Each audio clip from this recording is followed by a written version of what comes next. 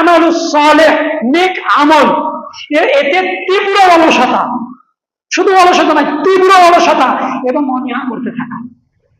বাড়িতে আপনি গিয়ে একটু ঘুমালেন গত রাত্রিতে, বলাটাও ঠিক নয়, আল্লাহ তাআলা ক্ষমা করেন, আমিত্ব অহংকার রিয়া যেন না হয়, আল্লাহ তাআলা রিয়া মুক্ত করেন।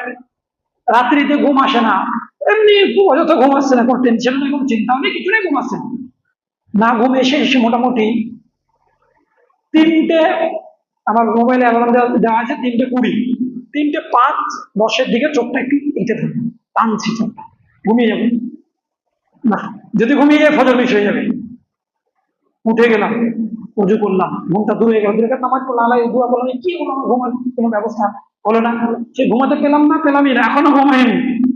কিন্তু শুধুমাত্র আপনার হৃদয়ের মধ্যে এই চিন্তাটা থাকতে হবে, যদি ফজর ছুটে যায়, আল্লাহ সুবহানাহু ওয়া তাআলার খাতায় আমার নামটা না থেকে, মানে খাতাতে আমার নামটা উঠে যায়, আল্লাহর জিম্মেদারি থেকে আমি বের হয়ে যাই।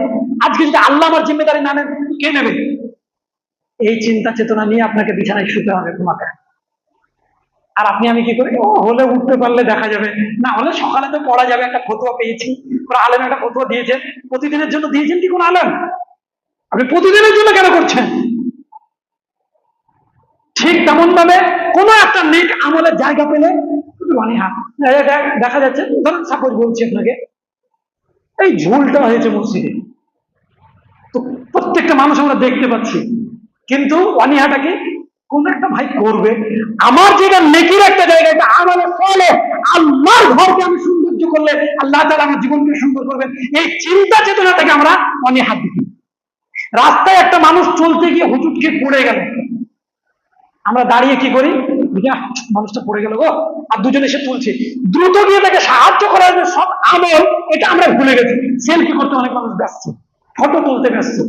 অ্যাক্সিডেন্ট হয়েছে, অ্যাক্সিডেন্ট আমার নিজে দেখা, অ্যাক্সিডেন্ট হওয়ার পরে এসে দেখছি মানুষ সেই ফটো তুলছে, সেই ওকে যে তুলে কোথাও বসাবে, পানি দেবে, কিছু একটা, এই সংখ্যক মানুষের সংখ্যা খুব কম।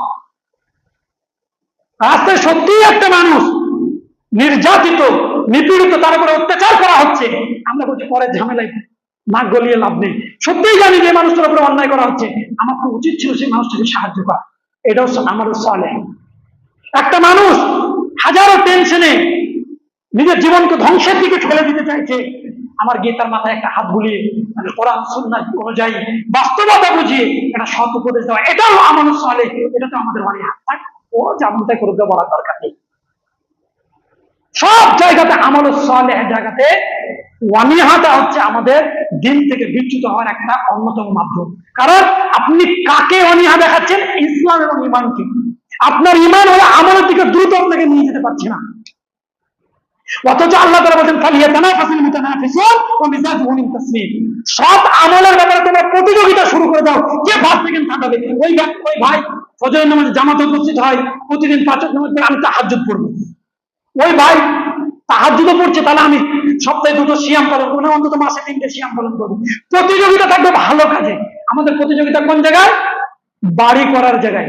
2 তলা করে নিলাম, পারলাম না, যা প্রয়োগ করতে হবে, তাতে জোহর ছুটে যাক, আসর ছুটে যাক, মাগরিব ছুটে যাক, দেখে লাভ নেই, কাজ করে আমাকে 2 তলা বাড়ি করতে হবে। 2 তলা বাড়ির কোনো মূল্য নেই।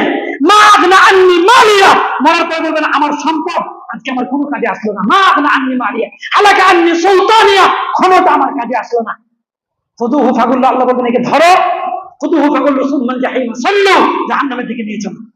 সেদিন কি করবেন? আজকে সময় সুযোগ আছে, ফিরে আসুন।